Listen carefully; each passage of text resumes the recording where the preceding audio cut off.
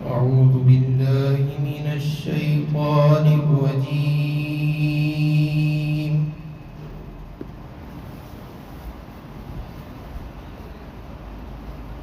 بسم الله الرحمن الرحيم.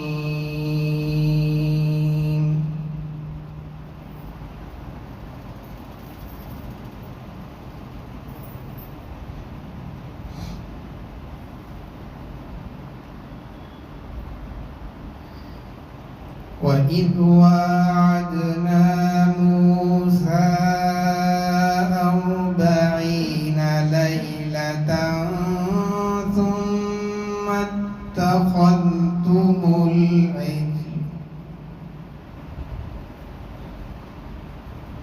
ثم اتخذتم العجل من بعده وأنتم ظالمون.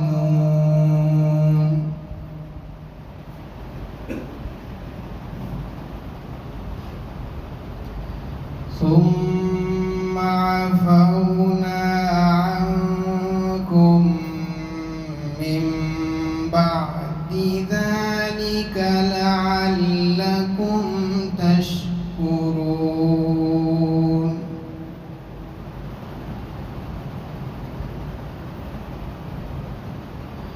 وإذ آتينا موسى الكتاب والفرقان لعلكم تهتدون.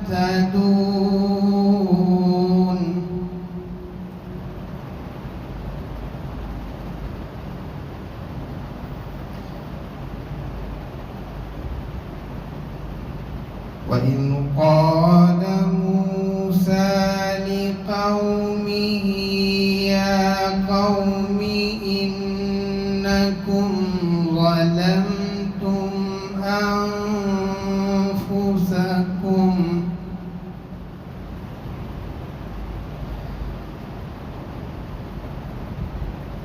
يا قوم إنكم ظلمتم أنفسكم باتخاذكم العجل فتوبوا إلى بارئكم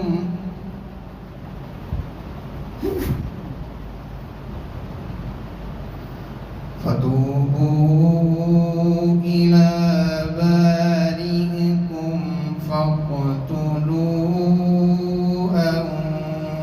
أنفسكم ذلكم خير لكم عند بارئكم فتاب عليكم إنه هو التواب الرحيم. صدق اللہ العظیم. اور جب ہم نے حضرت موسیٰ علیہ السلام سے 40 راتوں کا وعدہ فرمایا، پھر اس کے بعد میں تم نے بچڑے کی پرستی شروع کر دی اور تم ظالم ہو گئے، پھر ہم نے تم سے اس کے بعد بھی بخشش کا معاملہ کیا تاکہ تم لوگ شکر گزاری کرو، اور ہم نے موسیٰ علیہ السلام کو کتاب اور فرق کرنے والی چیز عطا فرمائی شاید کہ تم ہدایت پا جاؤ۔ اور جب موسیٰ علیہ السلام نے اپنی قوم سے کہا، اے میری قوم، تم نے بچڑے کی پرستش کرنے کے ذریعے سے اپنے آپ پر زیادتی کی ہے، چنانچہ تم اپنے پیدا کرنے والے کی طرف متوجہ ہو اور تم اپنے آپ کو قتل کرو، تمہارے رب کے نزدیک تمہارے لیے یہی بہتر ہے۔ پھر اس نے تمہاری توبہ قبول کی، بلا شبہ وہ توبہ قبول کرنے والا رحم کرنے والا ہے۔ قرآن کریم کے اس رکوع میں اللہ تبارک و تعالیٰ نے بنی اسرائیل پر جو نعمتیں کی گئی تھی تفصیل کے ساتھ اس کا تذکرہ فرمایا ہے۔ گزشتہ چند آیات میں بھی فرعون سے اور فرعونیوں سے بنی اسرائیل کو اللہ تبارک و تعالیٰ نے کس طریقے سے نجات دی تھی اس کا تفصیلی تذکرہ اللہ نے بیان کیا۔ ان آیات کے اندر اللہ تبارک و تعالیٰ نے بنی اسرائیل پر ہونے والی اور 2 نعمتوں کا ذکر کیا ہے۔ ان میں سے ایک تو یہ کہ اللہ تبارک و تعالیٰ نے بنی اسرائیل کو تورات عطا فرمائی۔ جس وقت اللہ تبارک و تعالیٰ نے فرعونیوں سے اور فرعون سے بنی اسرائیل کو نجات دی، ان کو چھٹکارا دلا دیا، اور جب وہ اس کی غلامی سے، اس کے ظلم سے آزاد ہو گئے، فرعون اور فرعونیوں کو ڈبا کر کے اللہ نے ہلاک کر دیا، اس کے بعد میں اب بنی اسرائیل آرام سے زندگی گزارنے لگے۔ انہوں نے موسیٰ علیہ السلام سے یہ عرض کیا کہ اے موسیٰ، ہم فرعونیوں سے چھٹکارا پا چکے ہیں، اب زندگی گزارنے کے لیے ہم کو کوئی دستور العمل کی ضرورت ہے کہ جس کو سامنے رکھ کر کے ہم زندگی کو گزار سکیں، ایسی کوئی شریعت ہمارے لیے لے کر کے آئی ہے۔ ان کی اس فریاد پر حضرت موسیٰ علیہ السلام نے اللہ تبارک و تعالیٰ سے دعا فرمائی۔ چنانچہ اللہ تبارک و تعالیٰ نے کہا کہ اے موسیٰ، تم کوہ طور پر آؤ اور یہاں پر 40 دن کا اعتکاف کرو، عبادت اور ریاضت کے اندر مصروف ہو جاؤ۔ جب تم 40 دن پورے کریں گے تو ہماری طرف سے تورات بھی تم کو دی جائے گی۔ چنانچہ جب حضرت موسیٰ علیہ السلام جانے کے لیے تیار ہوئے اور آپ کو لینے کے لیے حضرت جبرائیل علیہ السلام آئے اور آپ کو لے کر کے چلنے لگے، تو اس وقت میں جو سواری پر حضرت جبرائیل علیہ السلام لینے کے لیے آئے تھے، وہ سواری جہاں جہاں پر قدم رکھتی تھی ہریالی اس جگہ پر اڑ جایا کرتی تھی۔ اور بنی اسرائیل کے اندر ایک آدمی تھا جس کا نام موسیٰ تھا، اس نے چونکہ وہ سامرہ قبیلے سے تعلق رکھتا تھا، اسی لیے اس آدمی کو سامری کہا جاتا ہے۔ قرآن کریم کے اندر بھی سامری کا تذکرہ ملتا ہے۔ چنانچہ اس نے یہ منظر دیکھ لیا، دوسروں نے تو نہیں دیکھا لیکن اللہ نے اس کو دکھا دیا۔ اب جب اس نے دیکھا کہ حضرت جبرائیل کا گھوڑا جہاں جہاں پر قدم رکھ رہا ہے زمین کے اس حصے میں جان آ رہی ہے، اس نے اس زمین کے حصے کی کچھ مٹی لے کر کے اپنے پاس محفوظ کر لی۔ حضرت موسیٰ علیہ السلام تو حضرت جبرائیل علیہ السلام کے ساتھ چلے گئے کوہ طور پر، اور بنی اسرائیل کا معاملہ یہ تھا کہ وہ دن اور رات اس کو الگ الگ 2 دن شمار کرتے تھے۔ تو اس طریقے سے حضرت موسیٰ علیہ السلام نے تو ارادہ کیا تھا 40 دن ٹھہرنے کا، اب یہاں بنی اسرائیل نے 20 دن انتظار کیا، اور 20 دن اور 20 راتیں، اس طریقے سے انہوں نے 40 شمار کر لیا، اور انہوں نے یہ سمجھ لیا کہ 40 دن ہو گئے ہیں اور موسیٰ علیہ السلام ابھی واپس نہیں آئے۔ معلوم ہوتا ہے کہ وہ اب واپس نہیں آئیں گے بلکہ ان کا انتقال ہو گیا ہے۔ یہ سوچ کر کے اب حضرت ہارون علیہ السلام جو حضرت موسیٰ علیہ السلام کے بھائی تھے، موسیٰ علیہ السلام نے جاتے وقت میں حضرت ہارون علیہ السلام کو بنی اسرائیل کی نگرانی پر چھوڑ کر کے گیا تھا۔ چنانچہ جب بنی اسرائیل حضرت موسیٰ علیہ السلام کے انتظار سے اب تھک گئے، 40 دن ہو گئے، تو پھر انہوں نے اب سامری اس نے یہ دیکھا کہ اب اچھا موقع ہے۔ مفسرین نے یہ لکھا ہے کہ یہ جو سامری تھا یہ منافق تھا، حقیقت میں مومن نہیں تھا۔ اب اس نے اچھا موقع پایا کہ کس طریقے سے بنی اسرائیلیوں کو بھٹکایا جائے اور راہ راست سے ان کو گمراہ کر دیا جائے۔ جس وقت میں بنی اسرائیل مصر سے نکل رہے تھے فرعون سے چھٹکارا پانے کے لیے، بہت سارے بنی اسرائیل کے لوگوں نے فرعونیوں سے جو اس کے خاندان سے تعلق رکھتے تھے ان لوگوں کے پاس سے بہت سارے زیورات شادی کے نام پر لے لیے تھے کہ ہمارے گھر میں شادی ہے، ہم کو زیور کی ضرورت ہے، عاریتاً ہم تم سے زیور لینا چاہتے ہیں۔ اس طرح کہہ کر کے بہت سارے فرعونیوں کا زیور بنی اسرائیل کے پاس جمع ہو گیا تھا۔ اب جب فرعون بھی چلا گیا اور فرعونی بھی غرق ہو گئے، تباہ ہو گئے، تو اب یہ جو مال، یہ زیور، یہ ہیرے جواہرات، یہ جو کچھ ساز و سامان بنی اسرائیل کے پاس فرعونیوں کا موجود تھا، یہ ان کے لیے مال غنیمت ہو گیا۔ اب بنی اسرائیل کے لیے مال غنیمت حلال نہیں تھا، اسی لیے سامری نے یہ رائے پیش کی بنی اسرائیل کے سامنے کہ جتنا زیور اور جتنا سب کچھ تم نے فرعونیوں سے لیا تھا، سب ایک جگہ پر جمع کر کے اس کو دفن کر دیا جائے اور ایک گڑھا کھود کے اس کے اندر رکھ دیا جائے۔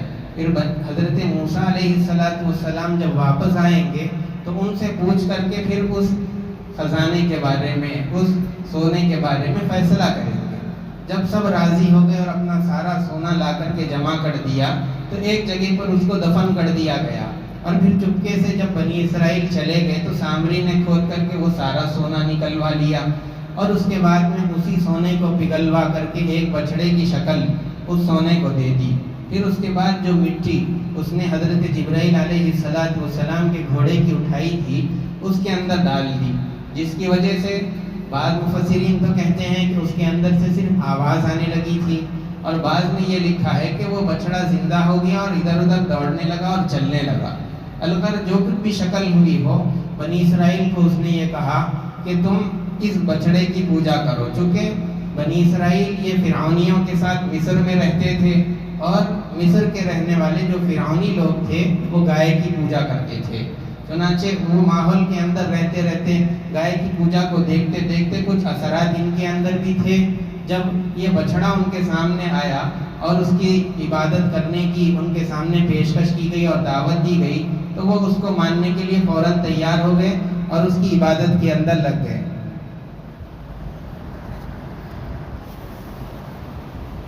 اب بنی اسرائیل یہاں پر گمراہی کے اندر چلنے لگے اور بچڑے کی عبادت کرنے لگے۔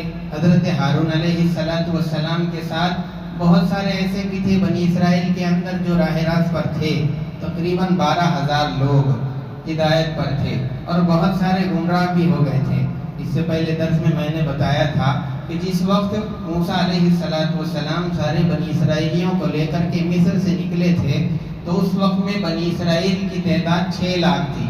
جب وہ وہاں پر پہنچے اور اس میں سے بہت سارے گمراہ ہو گئے 12,000، اور اس کے ساتھ حضرت ہارون علیہ السلام یہ راہ راست پر تھے، صحیح مذہب پر قائم رہے، انہوں نے شرک نہیں کیا اور اس بچڑے کی عبادت نہیں کی۔ اب موسیٰ علیہ السلام کو وہاں پر تورات دے دی گئی، انہوں نے اپنا وقت وہاں پر پورا کر لیا 40 دن۔ پھر وہاں سے جب آنے لگے اور یہاں پر آ کر کے قوم کو دیکھا کہ یہ تو بچڑے کی عبادت اور پرستش کے اندر لگ گئے ہیں، راہ راست سے بھٹک گئے ہیں، چنانچہ پھر ان کو موسیٰ علیہ السلام نے سمجھایا۔ اس کے بعد جب ان کو بات سمجھ میں آئی انہوں نے توبہ کی۔ اللہ تبارک و تعالیٰ کی طرف سے ان کی توبہ کی تکمیل کا ایک حصہ یہ بھی بتلایا گیا کہ جن لوگوں نے گائے کی پرستش نہیں کی ہے وہ اپنے رشتہ داروں کو جنہوں نے گائے کی پرستش کر لی ہے ان کو اپنے ہاتھ سے قتل کرے۔ اب جب یہ حکم اللہ کا ان کے سامنے سنایا گیا، بنی اسرائیل کے جتنے لوگ تھے جنہوں نے گائے کی پرستش کی تھی وہ سب اس حکم کو ماننے کے لیے تیار ہو گئے، اور بڑے صحن کے اندر اپنی اپنی چادریں لا کر کے گوٹ مار کر کے باندھ کر بیٹھ گئے۔ گوٹ مارنا کہتے ہیں جس طریقے سے دونوں پیر اٹھا لیا اور پھر اپنے کمر کے پیچھے سے ایک پٹا باندھ کر سامنے کو گھیٹی مار لی، اس طریقے سے بیٹھنے کو گوٹ مارنا کہتے ہیں۔ بنی اسرائیل جو سارے کے سارے مجرم تھے وہ اس طریقے پر بیٹھ گئے، اور پھر ہوا یہ کہ ان کے جو رشتہ دار تھے، دوست تھے، عزیز و اقارب تھے، وہ ہتھیار اور تلوار جو کچھ لینا تھا لے کر کے آئے۔ اللہ کی طرف سے حکم یہ ہوا کہ اگر گوٹ مار کر بیٹھنے والوں کے اندر اگر کوئی اپنی گوٹ کو کھولے گا یا اپنے سر کو اٹھائے گا یا اسی طریقے سے اپنے ہاتھ کے ذریعے سے وار کو، تلوار کو روکنے کی کوشش کرے گا تو پھر اس کی توبہ قبول نہیں کی جائے گی۔ چنانچہ جب ان کے رشتہ دار سامنے آئے اور ان کے اوپر تلوار اٹھائے، ہتھیار اٹھانے لگے تو ان کی محبت غالب آ گئی، رشتہ داروں کا پاس و لحاظ ہونے کی وجہ سے ان کی تلواریں ہاتھ سے چھوٹ گئی۔ اب موسیٰ علیہ السلام کے پاس وہ پہنچے اور انہوں نے کہا کہ ہم تو مغلوب ہو گئے، اللہ کا حکم پورا نہیں کر پائے۔ تو حضرت موسیٰ علیہ السلام کو جب یہ بات سنائے، اللہ تبارک و تعالیٰ نے قدرت سے یہ انتظام کیا کہ ایک تاریک اور سیاہ ابر کو بھیج دیا، پھر ماحول کے اندر پوری تاریکی ہو گئی، کوئی آدمی کسی کو دیکھ نہیں پا رہا تھا. جب اس طرح اندھیرا ہو گیا تو پھر انہوں نے قتل کرنا شروع کیا اور قتل کئی دن تک چلتا رہا, صبح سے شام تک, پھر صبح سے شام تک. اس طریقے سے کئی دنوں تک لوگوں کا قتل ہوتے رہا. اب جب یہ قتل کا سلسلہ شروع ہوا اور چلتا رہا تو حضرت موسیٰ علیہ السلام کو اور حضرت ہارون علیہ السلام کو اس بات کی فکر ہوئی کہ اگر اس طریقے سے قتل چلتا رہے گا تو بنی اسرائیل ساری ختم ہو جائے گی اور پھر اس دین کو ماننے والا, اللہ کی عبادت کرنے والا اور اس بھیجی ہوئی شریعت پر عمل کرنے والا کوئی باقی نہیں رہے گا. چنانچہ حضرت موسیٰ علیہ السلام نے دعا فرمائی کہ اے اللہ تو رحم کی نظر ان پر کر دے اور ان کی توبہ کو قبول فرما لے. چنانچہ اللہ تبارک و تعالیٰ نے اس خبر کو ہٹا لیا اور ساتھ میں یہ حکم بھی بھیج دیا کہ اب قتل کرنے کی ضرورت نہیں ہے, سب کی توبہ قبول کر لی گئی ہے. تعداد شمار کرنے پر مفسرین نے لکھا ہے کہ 70,000 بنی اسرائیلیوں کو قتل کیا گیا تھا. موسیٰ علیہ السلام اتنی بڑی تعداد جو مقتول ہو گئی, ان کو دیکھ کر کے غمزدہ ہو گئے.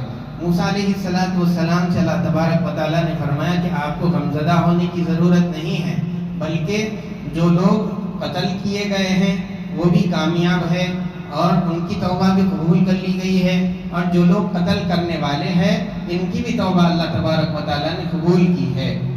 اور جن لوگوں کو قتل کر دیا گیا ہے اللہ نے ان کو شہادت کا مرتبہ دیا, اور جن لوگوں نے قتل کیا ان لوگوں کو جہاد کا ثواب اللہ تبارک و تعالیٰ نے عطا فرمایا. اس طریقے سے دونوں لوگوں کی, جو لوگ قتل کرنے والے تھے انہوں نے شرک تو نہیں کیا تھا, لیکن اپنے بھائیوں کو جب شرک کرتے ہوئے دیکھتے تھے تو اس سے روکا نہیں, اس سے ان کو منع نہیں کیا. منع نہ کرنے کی وجہ سے وہ بھی مجرم ہو گئے تھے. اسی لیے یہاں پر کہا گیا ہے کہ قتل ہونے والوں کی بھی توبہ قبول اور قتل کرنے والوں کی بھی توبہ قبول, دونوں کی توبہ اللہ تبارک و تعالیٰ نے قبول فرمائی. ذالکم خیر لکم عند باریکم, اور وہ تمہارے لیے یعنی قتل کرنا یہ تمہارے لیے بہتر ہے. قتل کرنا بہتر کیسے ہو سکتا ہے؟ اس لیے کہ جب آدمیوں کو قتل کیا گیا تو اس کے ذریعے سے ان کی شرک کا جو گناہ تھا اللہ تعالیٰ نے قتل کے ذریعے سے اس کو معاف کر دیا. جو گناہ انہوں نے کیا تھا قتل کے ذریعے سے اس گناہ کو معافی مل گئی.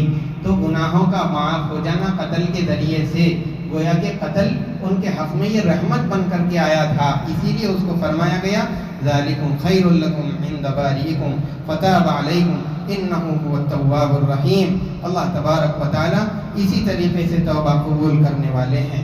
بنی اسرائیل کے پاس حضرت موسیٰ علیہ السلام تورات لے کر کے آئے تھے, اور اس کے متعلق بنی اسرائیل نے کیا فرمایا آگے کی آیت کے اندر اس کو ذکر کیا گیا ہے. انشاءاللہ آئندہ درس کے اندر اس کو بیان کیا جائے گا. اللہ تبارک و تعالیٰ قرآن کریم کے اندر بیان ہونے والے ان واقعات کی روشنی میں ہم کو سبق لیتے ہوئے زندگی گزارنے کی توفیق عطا فرمائے. سبحان ربک رب العزت عما یصفون وسلام علی المرسلین والحمد للہ رب العالمین. انشاءاللہ آئندہ درس 27 اگست کو ہوگا.